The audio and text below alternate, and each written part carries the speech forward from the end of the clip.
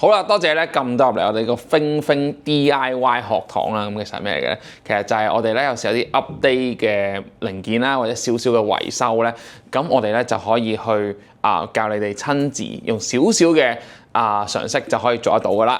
係啦，多謝今日撳到呢個 Super Bang 嘅一個教學影片啦。今日有兩樣嘢會係教大家嘅。第一就係有啲人話哇個燈太殘眼，我太光，我點樣整暗啲咧？第二就係如果你撳凹咗粒掣咧，點樣去處理係非常之簡單嘅啫。首先咧就有一支螺絲批係非常之簡單，10字螺絲批就得噶啦。咁都係時間關係啦，咁我哋都係用電動螺絲批嘅。咁用電動螺絲批咧都係要小心啦。OK， 咁啦，好啦，咁你搣開呢度啦，咁你搣開咗佢咧，其實咧你就可以放埋一邊，其實一陣黐翻上去係黐到嘅。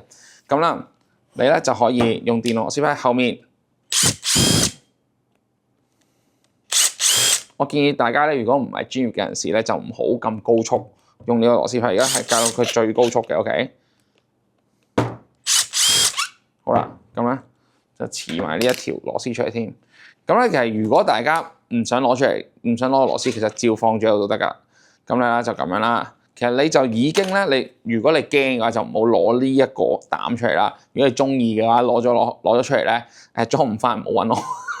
可以揾我嘅，不過小心啲啊！咁咧你係啦，咁咧就非常之簡單啦。而家首先就教大家點樣咧去整暗啲先，同埋你首先有支 marker， 普通嘅油性 marker 已經 OK 噶啦。咁咧就喺呢一個透明嘅呢個導光處嘅位搽黑佢，係啦，搽黑佢係非常之咁簡單嘅啫。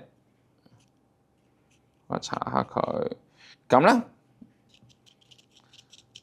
搞掂啦，咁同埋如果咧你係粒掣撳凹咗嘅話咧，係啦，如果粒掣撳凹咗嘅話，其實非常之簡單嘅。其實通常咧通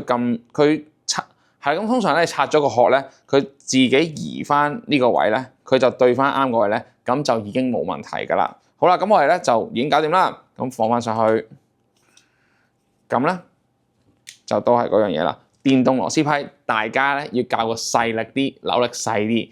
如果大家唔專業嘅話咧，建議大家用翻正常嘅手動螺絲批好啦。咁啦，我用電動螺絲批啦。咁啊，小弟專業人士嚟噶嘛，咁咧就可以用呢個搞掂。